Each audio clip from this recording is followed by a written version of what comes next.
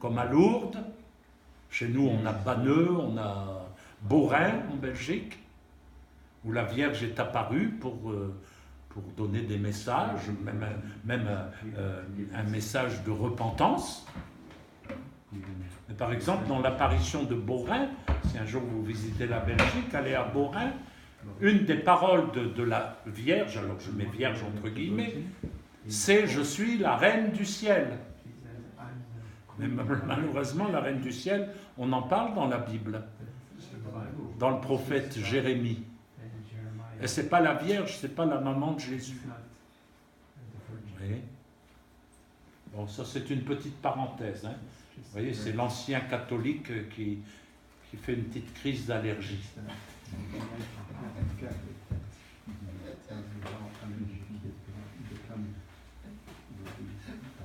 Et puis, la réponse c'est, vous connaissez la réponse de la conclusion donc de ce que moi j'appelle une parabole. Quelle est la conclusion? C'est comme les fables de La Fontaine. Le message d'une parabole, vous le trouvez toujours à la fin, dans la conclusion. Alors, quelle est la conclusion de cette histoire? Mauvais riche et pauvre Lazare. Ils ont la loi et les prophètes. Ils ont la loi et les prophètes qu'ils les écoutent. Mais loi et prophète, c'est une expression pour dire la Bible. Autrement dit, Dieu répond, ben non, je ne renvoie pas les morts pour donner des messages. Il suffit de lire la Bible, la parole de Dieu. Ils ont Moïse et les prophètes. Moïse et les prophètes, c'est synonyme de la Bible. Rien à ajouter, rien à retrancher. Ils ont Moïse et les prophètes qu'ils les écoutent. Il n'y a pas de morts qui reviennent. Même pas la Sainte Vierge Marie.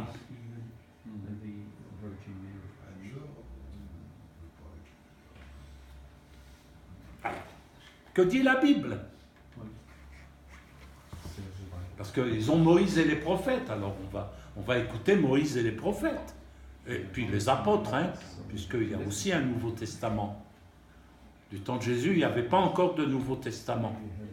Il y avait que l'Ancien. Donc pour nous, c'est Moïse et les prophètes et les apôtres. Alors que dit la Bible? Eh bien, figurez-vous que la Bible ne dit rien au sujet des expériences de mort imminente. Et quand je dis rien, c'est nada. Nothing.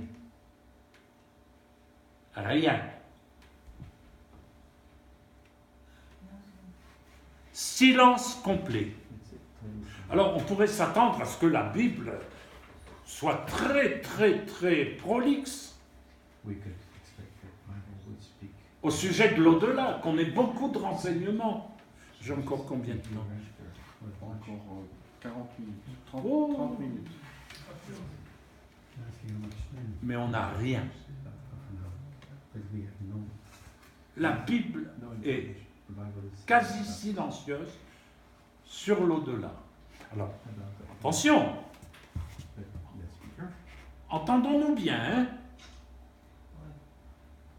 La Bible dit qu'il y a des sauvés et des perdus. Ça, c'est clair. Mais maintenant, des descriptions à la Dante, on n'en a pas. Ce qu'on trouve le plus, c'est dans l'Apocalypse. On parle de feu, on parle de soufre. Mais on voit bien la source. La source, c'est Jésus lui-même qui parle de la géhenne. Donc, je vous disais que le mot enfer n'est pas dans la Bible, mais il y a un mot. C'est géhenne. Or, géhenne, ben moi j'y suis allé dans la géhenne. Toutes les personnes qui vont à Jérusalem vont dans la géhenne. Et vous savez ce qu'il y a actuellement dans la géhenne? un parc. Un parc qui est aménagé pour faire des concerts en plein air. Mais du temps de Jésus, c'était le terrain des immondices de Jérusalem. C'est là qu'on mettait toutes les ordures. Donc moi je vous dis, l'enfer, c'est le terrain d'ordures de l'univers. Et de fait, dans ce terrain d'ordures, on entretenait un feu permanent qui, en jetant du soufre, alors c'est sinistre, hein. Il y avait les mouches, désolé, et ce que la Bible enseigne, c'est que cette géhenne qui était bien matérielle, c'était un terrain d'ordure. Mais elle nous fait comprendre par des éléments matériels, parce que nous on est comme ça, ce que spirituellement l'enfer peut être. Alors si vous aimez aller en enfer, vous avez un problème psychologique.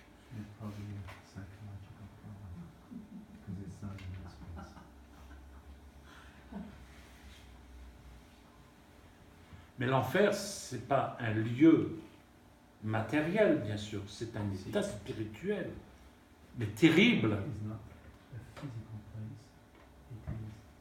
C'est le terrain d'ordure de l'univers. Et il va durer combien de temps? Eh bien, matériellement, il y avait une destruction des déchets, mais spirituellement, l'Apocalypse dit la fumée de leur tourment monte au siècle des siècles. Parce qu'à ce moment-là, on n'est plus dans la dimension matérielle, temporelle, on est dans une dimension spirituelle, éternelle.